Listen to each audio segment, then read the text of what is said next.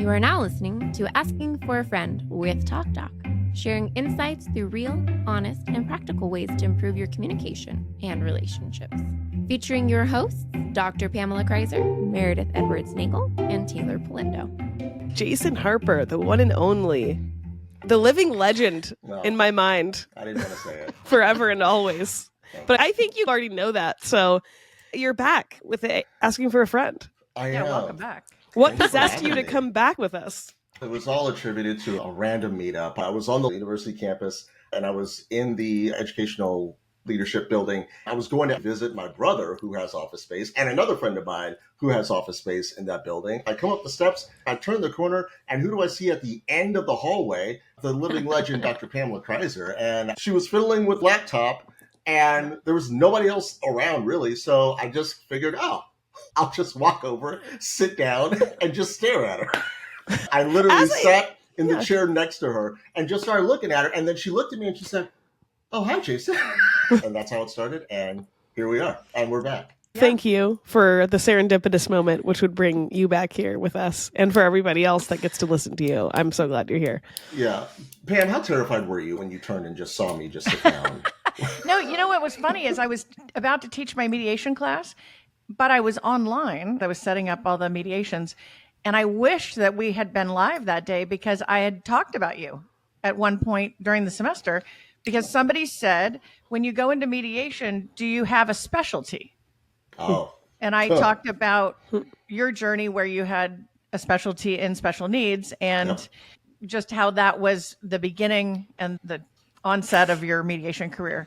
And so I thought, that would be perfect to just go, would you like to talk to my class for 30 minutes right now? Let's go. And I totally would have done it too. That's the best part. I would have absolutely done it. Shoot me a laptop. I'm in the 10-minute loading zone in the parking lot, but I would have absolutely done it and paid the school afterwards. It would have been great. So will you refresh our audience on what you do, your specialty, in case they missed your last episode with us?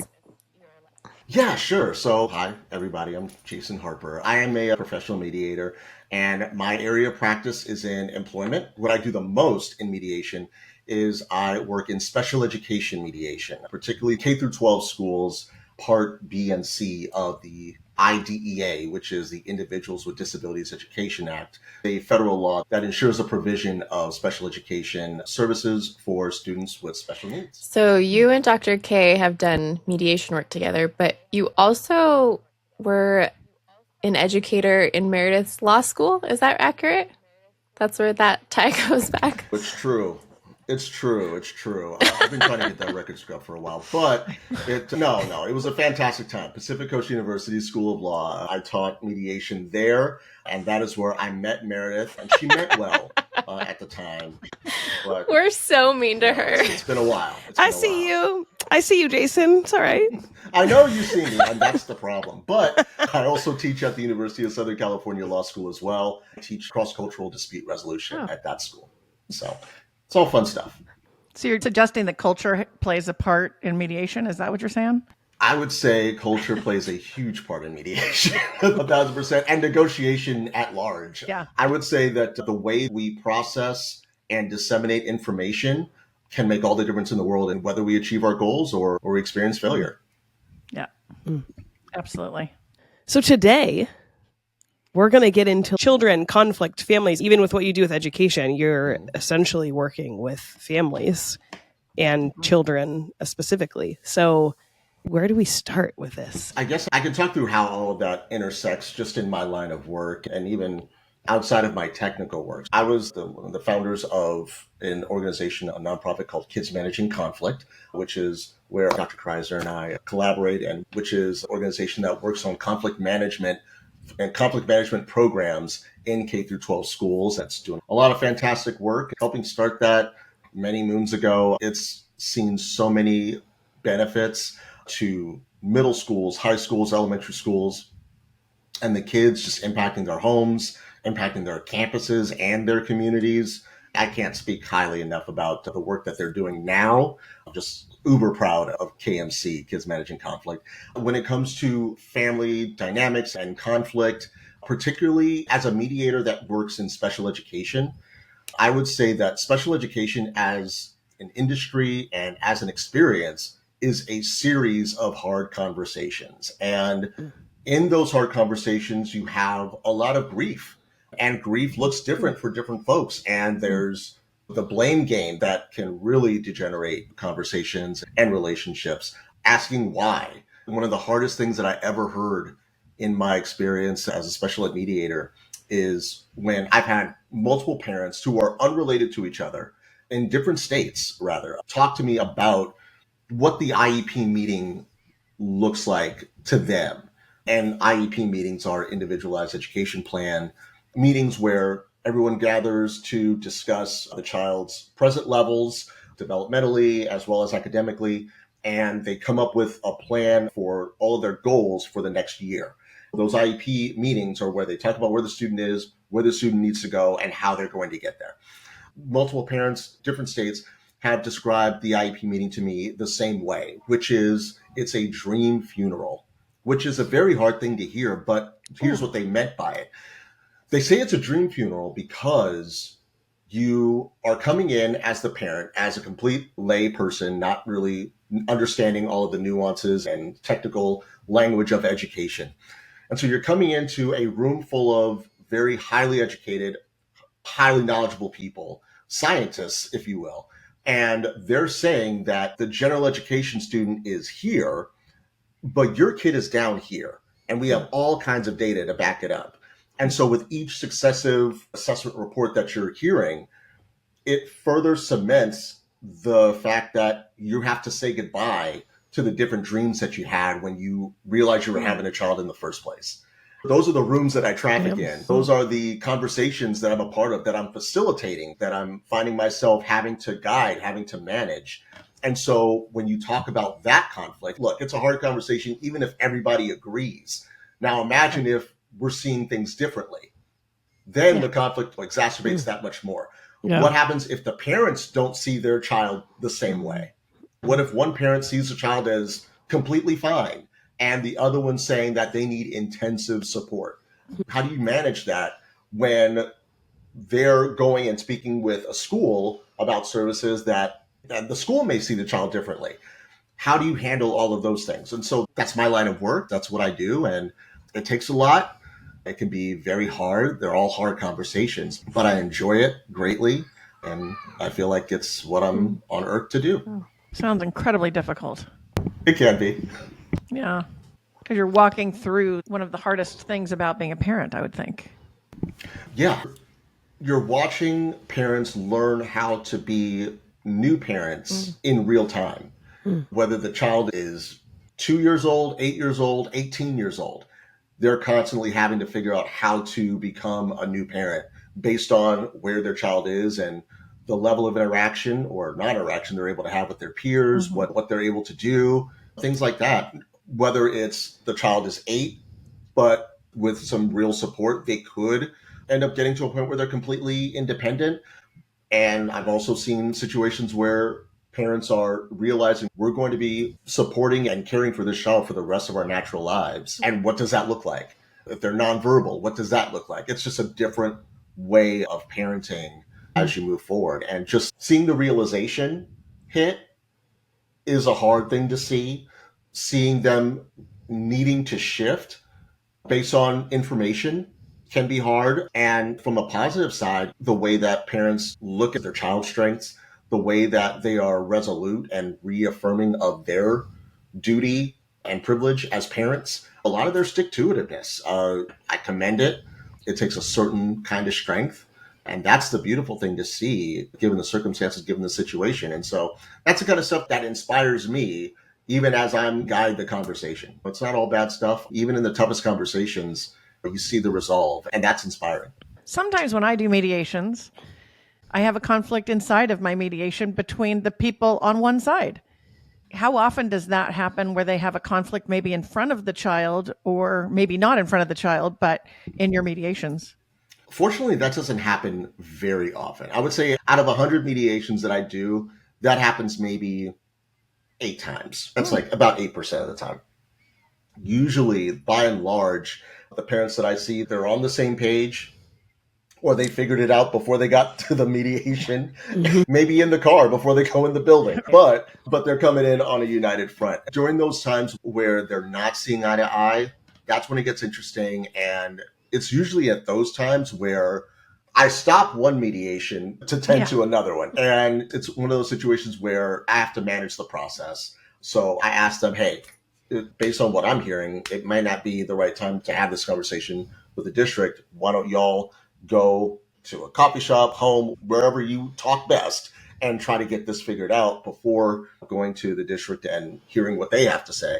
We need to have a conversation about, are y'all still together, right? There are times where the parents are divorced or they're in the process, and you have to figure out the educational rights aspect of this. How much ed rights does each person have? Is it a 50-50? Is it 100% ed rights for both? In which case, y'all really need to figure this out before we go back to the table. If it's a situation where one person has more ed rights over the other, okay, this is the dynamic, but let's still have the conversation so that you both feel as though you've been acknowledged, heard, before a decision is made.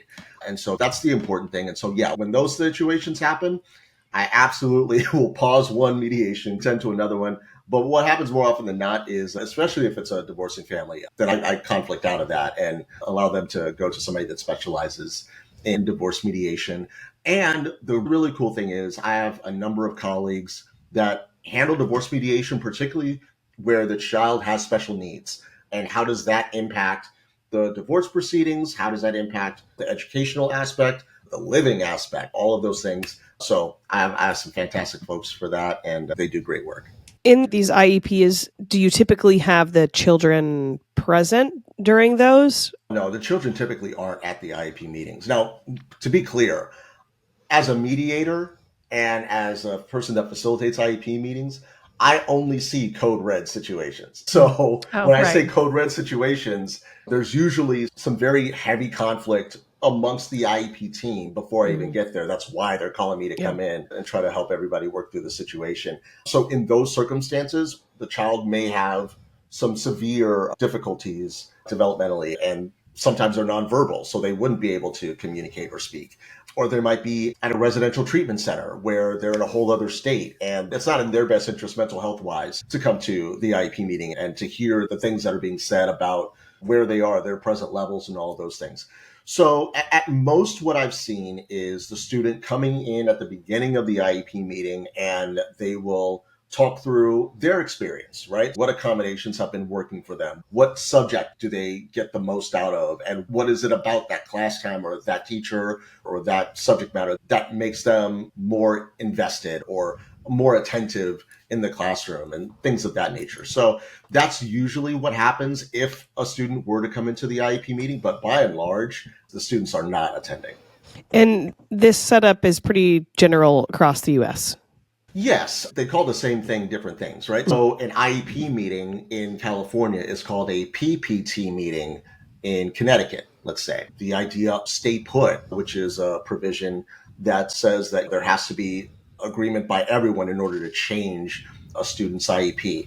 And if there isn't 100% agreement, it just reverts back to the last IEP that was agreed upon. That's not the case in all other states, right? So in a state like Ohio, that's not a thing. There are certain things that vary in between states, but once it gets down to the actual IEP meeting, the actual conversation, it's pretty much all the same. Conflict seems pretty inevitable in all relationships. Can you give us some general guidelines? What is good conflict for a child to witness? What are some things you should not be showing children as a general guideline? How are we supposed to fight in front of kids? How are we supposed to fight with our kids? How are we supposed to let our kids fight with other kids? I'm like so confused. I'm starting to come into this age, I think, where I have to deal with conflict with other parents now. They parent differently. How are we going to walk through these stages together in a positive way? Yeah, that's a great question. I saw this documentary years and years ago. It's called Dads with Ron Howard, and I believe his daughter directed it. It was really good. And he said something in there that kind of guided the way that I view parenting. What he said was there's three things that you're responsible for as a parent. You want to make your child feel safe, make sure they feel loved, and make sure they have an example to follow. And in everyday conversation, with my friends and other dads. One of the things I always hear is the duty conversation. We always hear the duty conversation, like, I would die for my family, I would take a bullet for them, which is very John McClane. It's very Die Hard. I feel it. I would too. Too. Who wouldn't, right? Who among us would? But I think there's a big difference between being willing to die for your family, for your children, and being willing to live for your children. And when I say being willing to live for your children, are you willing to eat better? Are you willing to exercise? Are you willing to change potentially your character, right? And how you approach conflict? Because kids don't really listen. They observe more than they listen. And when they see you, as attractive or as unattractive as we may look, we're all models. And with that in mind, they're seeing what we're doing and they're going to emulate it. For instance, I have a number of catchphrases, as some of you may or may not have noticed. I have a number of catchphrases that I just use in general conversation all the time. And so when something good happens, I say, hey now, this is the best one. If I'm talking to somebody and we're talking about something that is not ideal, I usually follow that up with, oh, nobody wants that. Nobody wins there. I usually say it in that order. So my son, he was coming out of the garage and we were trying to install some surf racks onto the wall. And I told him, hey, stay away from the toolbox. He's like 4.5. Stay away from the toolbox. I don't want you to get hurt. And he said, oh, stay away from the toolbox because if I pick this up and it falls, it'll hurt my foot. Nobody wants that. Nobody wins there. And I said, I just stared at him. And I said, I did not see that coming, but I'm glad you're listening. And I'm also scared that you're listening. So it's those situations where it's a mild and innocent reminder that, oh yeah, my mic is on. The mic is on all the time. The mic is hot. So when it comes to conflict, how we go about it, because Teighlor, you're right. Conflict is inevitable. There's nothing we can do to prevent conflict. It's about how we manage it and how we approach it and whether we have the skills to do it. And fortunately, everybody on this call has the skills, or at least they've learned it, Meredith. It felt like something. It was always better. But yeah, so that's what I try to model. So when we're talking about different conflicts, yes, there are some conflicts that I think, or some discussions that I think are probably not the best for kids to sit in on or to observe. We usually reserve those for when he's asleep. But really, it's about how we address things, right? So if I have a disagreement with my wife, the way that I open it is the same, where I say, hey, I wanted to talk with you about this interaction that we had earlier this morning. I wasn't a big fan of it. I didn't like it. I felt like you were doing this, or I felt like I was trying to tell you this and I felt disregarded. I felt like you weren't listening to me at that time. We just have the back and forth. We're not raising our voices. We're not giving idle threats or veiled threats or explicit threats. We're talking it out. We're talking about how we see the situation, how it made us feel, and what we'd like to see happen moving forward.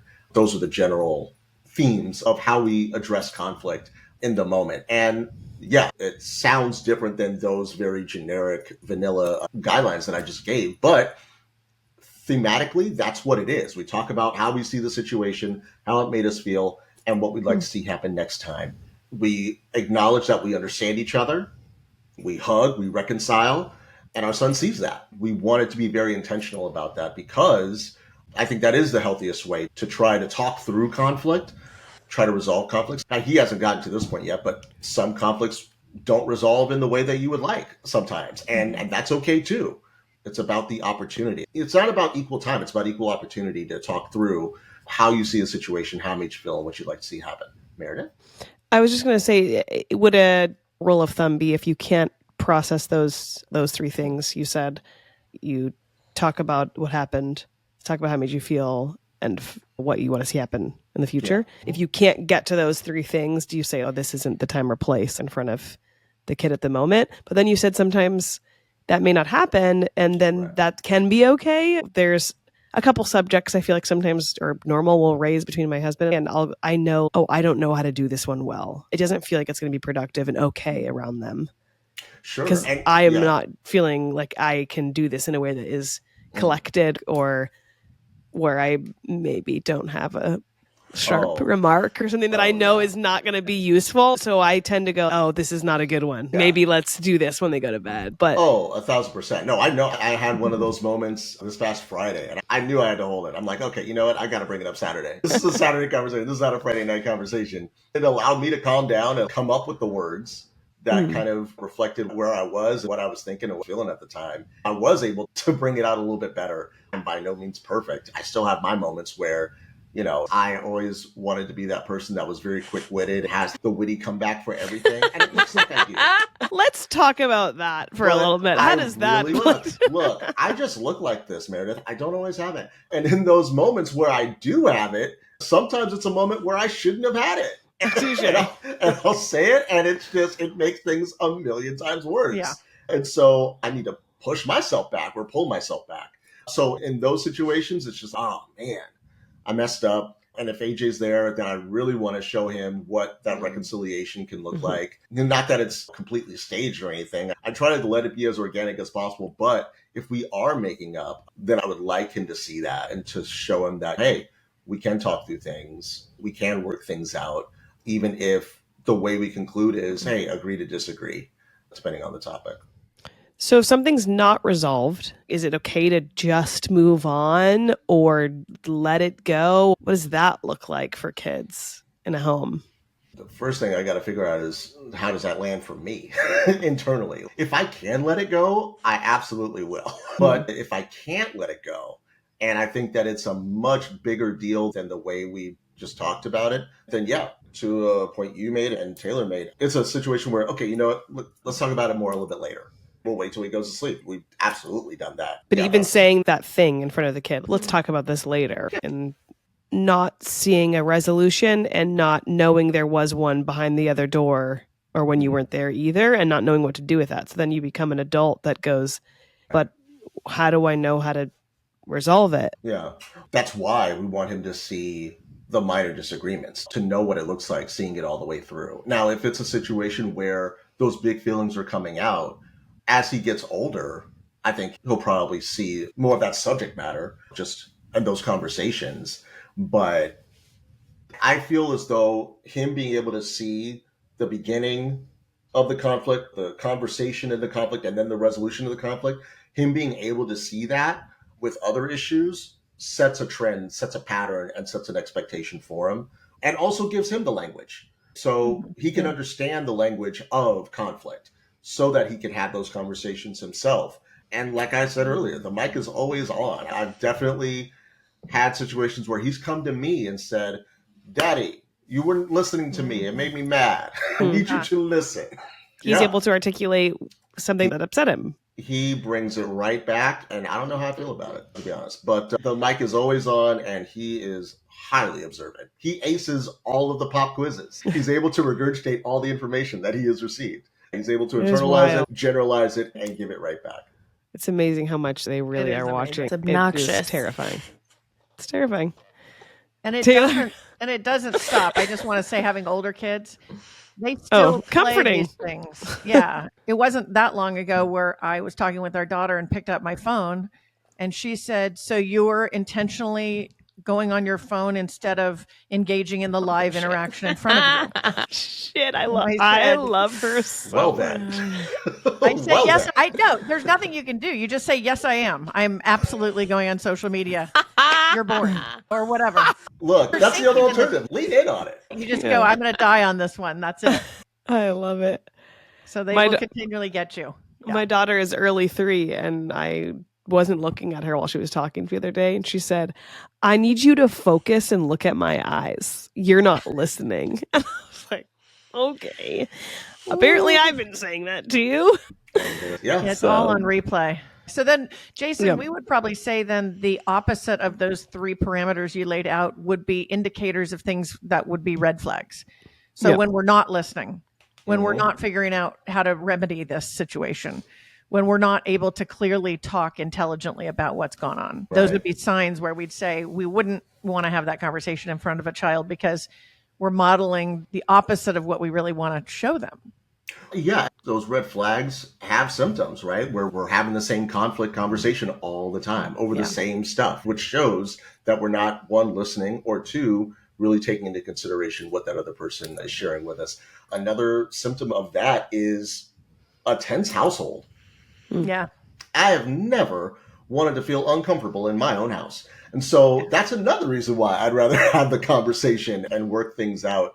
Whether or not our son is there, I want to have that conversation because I am not here to be uncomfortable in my own house. And we need to get this figured out so that we can get back to stasis. And I think when it comes to a family, I know there were times when I grew up in a very tense household, and I'm the third out of 6. When I look back to those times and I try to reverse engineer what would have made it better, I try to bake in family time. I try to bake in quiet time in the house where we're just talking with each other. And this is all very much learned skills. I was in a household where we would hash it out and then pretend it never happened and just move on. It wasn't until we got older where we were actually talking things out more. There was a gap there where it just, oh, okay. Oh, look at that tree outside. And we're on to something else. Or, oh, do you want to watch Alf?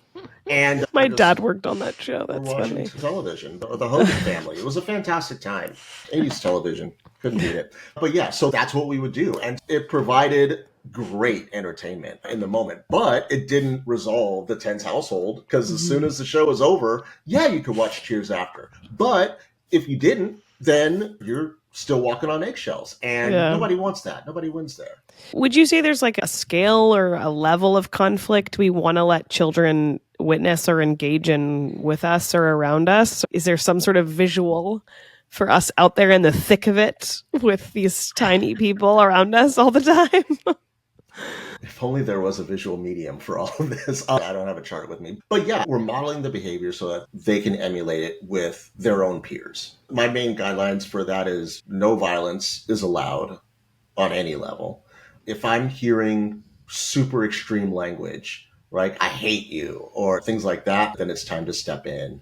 If I'm seeing a pattern, if I'm seeing the same conflicts over the same things, then I need to step in. Those are the situations where I want kids to be able to hash out conflicts themselves. I think that's a sign of development. I think it's a sign of maturity. It's a sign of growing up. And it's an opportunity for them to see themselves as problem solvers. I think there's a level of agency that's developed in there and self-confidence that I think is really important. When I see situations like that, with those red flags that I just mentioned, then as an adult, as a parent, I definitely feel the need to step in and say, hey, slow down, Turbo. This is not how we operate. This is not how we speak to each other. This is not behavior that's acceptable. So they're witnessing other children and interaction and conflict, right? This is where we were talking a bit about like parent conflict over kids or around them. Now thinking of like signs and things to see with kids struggling amongst themselves. Yeah, I think that's the whole goal of parenting, right? Because we are models. And like I said earlier, the mic is on. It's always recording. What they see is how they're going to do it. Now, that does not always happen because life happens and we still have the human element. And sometimes we do lash out. Sometimes we do get angry and that'll show and they'll see that too. But by and large, we want to model the behavior that we'd like to see. And when we see that they're having conflicts with other kids, with their peers, the best we can do is hope and help guide that they emulate the positive aspects of what they've seen. I would actually comment just on this topic as well and say, I recommend role playing with your children. The word that you said, Jason, that I thought was really important in this conversation is agency. So the idea is you give them enough skills so that they have the agency to manage those things. And sometimes I found that role playing gave them the agency. So it wasn't that I needed to step in, but it was that I needed to give them some extra training. Yeah, practice. And sometimes that happened where it was I have to approach a teacher about a grade I don't understand, or I have to approach a coach about playtime, or I have to talk to this friend about being left out, or whatever. And understanding that agency can still happen. I don't need to do it on their behalf, but I do maybe need to give them a little quick training sesh at home. And so I'm the friend or I'm the teacher and we practice what you're going to say. Yeah. My oldest daughter likes to practice if strangers talk to her, some different things she can do, like other options. Because if it's a kid, it's okay. She can say hi.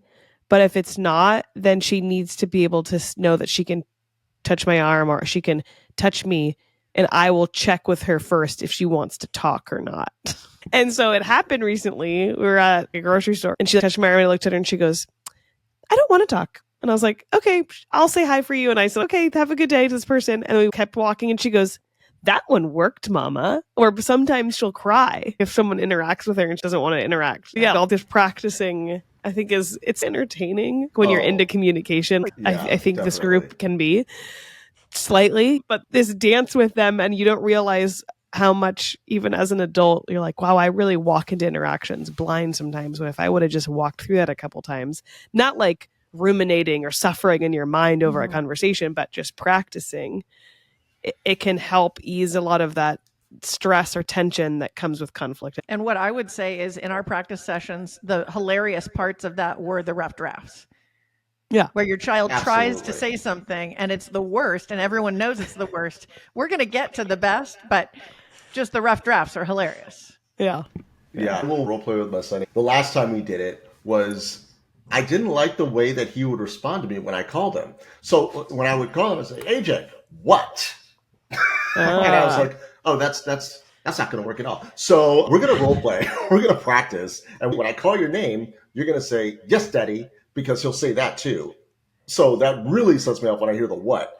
And so we practiced it a bunch of times. And when he would do the yes, daddy, I would flood him with praise. And it became a game afterwards. We had fun with it. It was hilarious. It was his opportunity to be the thespian that I know that he is down I love deep down. And so, yeah, we make it fun. And that's how it sticks. Yeah.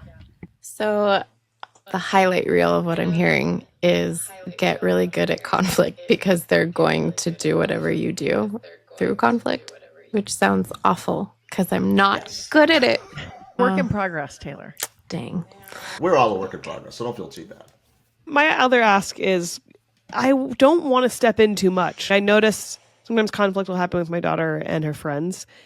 And sometimes I think because I'm interested in communication, it actually gets me excited developmentally for her and the friends and, oh, let's see what they're going to do. But how do you avoid hovering over their conflict and not letting them do it at all versus, okay, I still need to guide and parent, like you said before. What does guiding look like versus doing it for them? Sure. I think guiding versus doing it for them is watching how they go about it. Just hands off, watching how they go about it. And then if I'm seeing enough red flags, then I'll chime in and say, hey, let's have this conversation a little bit differently. Party A, tell me what it is that happened and how it made you feel. And then, hey, party B, tell me what's going on. Tell me how you saw the situation, how it made you feel. Okay, now once we get to the feelings, that's, in my view, that's the cheat code because we've all experienced those same feelings, right? Everybody knows what it feels like to be appreciated, or treated the same as everyone else, or feeling left out, or feeling trivialized. Everybody knows what that feels like. So you can relate to that. Would you want somebody to feel that way? No. Do you like it when you feel that way? Absolutely not. So what can we do differently? And from there, it's more facilitating the conversation as opposed to just diving in and just helping them with the words at that point. When I see that people are getting stuck in that stage, that's when I would want to intervene and help facilitate the conversation. Okay, that's helpful. So if you see it moving in a direction that's not the red flags, not violent, then you try to observe. And then maybe it needs to be shifted. Okay. Yeah. I have a question, and it's probably developmentally by like age group. We're working with toddlers to early elementary, right? What are some signals or signs that maybe kids are struggling with conflict? And how can we lean into them without pushing that kid away from talking to you? How can you encourage them to talk to you about conflict more? Look, when we talk about super young kids, when I think about conflicts they should handle on their own, who gets the first turn with a toy or disagreements about rules in a game or small misunderstandings leading to hurt feelings, things like that. That kind of stuff, I tend to let it ride because that stuff is what builds resilience. It builds some emotional intelligence, things like that. But when there's exclusion happening, physical aspects, if a child doesn't feel safe, if the issue is ongoing and unresolved, that's when I typically try to step in. But that's from a developmental stage. That's what I see with the super young kids. So your question was, when is it good to step in? I was wondering any signs that kids show that they're struggling without saying, hey, mom or dad or caregiver, I am struggling with this conflict with a friend. Like maybe I don't want to go hang out with that group of friends anymore. Or Yeah, I've seen that. When they're avoiding those social activities, when they're avoiding them, when they complain a lot about one specific person, that could be a sign. Let's see. If they're acting out at home based on a situation that they're having at school or somewhere else, or just if I notice lower self-esteem, I think those are all signs that the kid might be struggling with conflict, particularly in different friendships and relationships. Yeah. And the other part of that question I liked, Mary, was how do you maintain being that safe person for your kids? I want my kids to be able to share everything, but I find myself like always trying to teach. How do you be a parent that your kids want to bring their conflict to? Stay open for them to want to share with you. This might be a Dr. K question. I don't know. I have thoughts about this question, so I can chime in on that. Let's talk about it. Yeah. What I would say is stay in the conversation. There will be all sorts of different stages and phases and situations that are temporary, some are permanent. All these things are going to happen historically. But somehow through that, you have to stay in the conversation. So what does that mean? That means you have to figure out where the conversation can happen. So we have one child. If you sit down with this child and say, I have something to tell you, this child will burst out into tears. We just don't do formal meetings well. So what I had to do as a parent is study where will the conversation happen. It's not going to happen when I sit you down. So then is it when we're standing in line at Disneyland together? Is it when we're making food together? Is it when we're going sailing? I have to find with each child where will our conversation happen organically. And when I figure that out, then I'm in the right space for the right conversation to happen. The thing that's dangerous is for parents to say, almost like giving up, to say, oh, they just won't talk to me. Sometimes I'll hear people say that, oh, how do you even talk to a high schooler anyway? And I would say, you figure it out, because you can't go 4 years without conversations. You're not going to be parenting in the appropriate way. So you've got to figure out where will it happen. And that changed a lot. And you've heard some of my stories. Was that on the tennis court with one? Yep. Was that making food with one? Yep.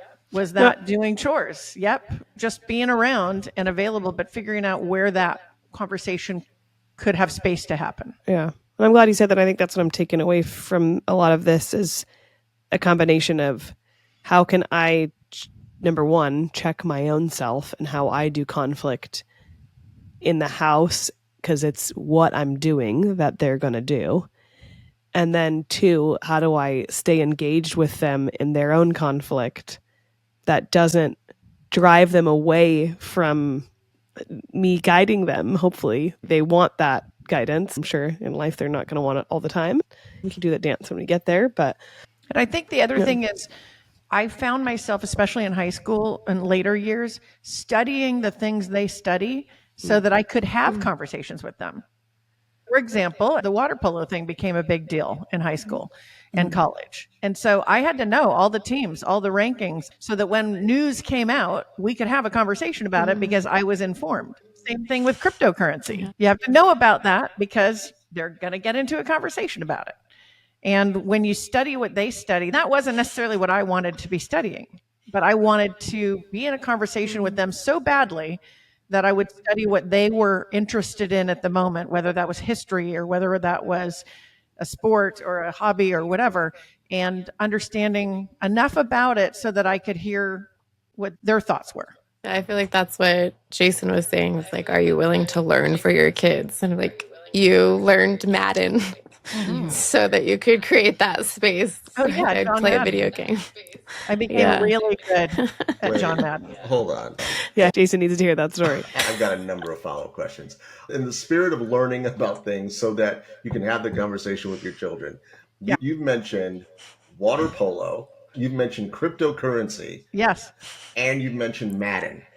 Yes. Okay. So out of those three, which one was the easiest to pick up? They were difficult in different ways. Maybe Madden, because I wasn't a gamer. Madden was the easiest one to pick up? No, you said the hardest. Okay, so Madden was the hardest one to pick up. I didn't play video games, but I found that when that phase happened, if I played the games, then I was invited to play the games. That is, oh my goodness. I would have paid a price of admission to see you playing Madden and, Okay, you know what? I being was able to parlay that into the conversation. That's fantastic. Are you more of a 4-3 or a 3-4 defense? Oh my God. Your thoughts on the cover 2 defense, the Tampa 2. I feel like you could jump into that conversation much faster than me. No, look, my Madden skills left me a long time ago. I haven't played Madden on a consistent basis since 2005. Okay, it's been a while. And I was decent at Mario Party. Wow. Decent, but I was also invited because I would be the loser. And so it's like a boost in self-esteem, but that was okay. I was invited. So you were the confidence backstop. No matter how bad they did, they know that I'm going to beat somebody today. And you were that person. So maybe you need to help. So what I just learned is maybe you need to help kids beat you in conflict to practice their own confidence. We may have come up with the title for this episode, The Confidence Backstop. I am the designated loser. I'm going to make sure everyone feels better about themselves. This is great. Oh, I want to circle just a moment if we can. I'm curious if you have any practical tools for the overwhelmed parent for how to help kids manage how to manage their emotions during conflict, or even practical tools for the overwhelmed parent to manage our own emotion. So you're asking for a friend. Not me. I'm doing this great. I see what you did there. I think when we talk about just how to handle emotions or hard emotions or heavy emotions, I think we have to understand ourselves first. I think it takes some reflection on what has triggered you in the past and understand that, hey, that's something that I know I have a hard time with. A lot of times we don't want to try to analyze ourselves, and in neglecting to do that, we get ourselves in way over our heads with talking with others, trying to calm them down, but they'll say something that will trigger you. And now you're, for the function of trying to bring some balance, you're useless. So I think it's really about recognizing yourself, what your triggers are first. It's putting the oxygen mask on yourself first, then putting it on somebody else, right? So you have to understand where you are, understand what it is that gets you first, and then that can help you prepare for the conversation that you're going to have with others. And I think the thing I would say after that is try listening without jumping in and just take in what it is that they're saying, take in where they are. And the more you take a person in and just hear them out and take them in, the more they're willing to listen to what you have to say at that point. So those would be the first two things that I would say. Try to understand yourself first, and then try to listen without jumping in to that other person so that it invites them to speak more. Yes. Those are some great insights. Yeah. We are so thankful to have you on the podcast today, Jason. Thank you so much for being here. Thank y'all so much for having me. This was so much fun. I really had a great time. Oh, man. I wish we could just put you in our pocket during conflict, though, if that was like a thing. We should make a Jason Harper app or something. Make the Jason Harper app. Patent pending. And then the app can be continually listening to what's going on. Just like every other app going today, I'm going to be listening to every conversation. And at some point, it'll just randomly just pop up to Pamela's point. Meredith, we need to stop. Let's just stop. Yeah. And then when a good conflict happens, I want to hear AJ's voice going, "Hey now." That can be arranged. Yeah. Like just a voice memo of him just. No. So it'll say, "Hey now," so if it's a successful conflict. But if it's not working out, hey, nobody wants that. Nobody wins there. That's where it's also going to chime in with that. I love it. Nailed it. Once again, thank you for joining us today. Please remember to rate, share, and subscribe to our podcast. And thank you for listening to Asking for a Friend. Let us know what you thought of the episode. Our email is hello@afafpodcast.com. This show is for educational purposes only and is copyrighted. Written permission must be granted before syndication or rebroadcasting. Thanks for listening to Asking for a Friend with TalkDoc.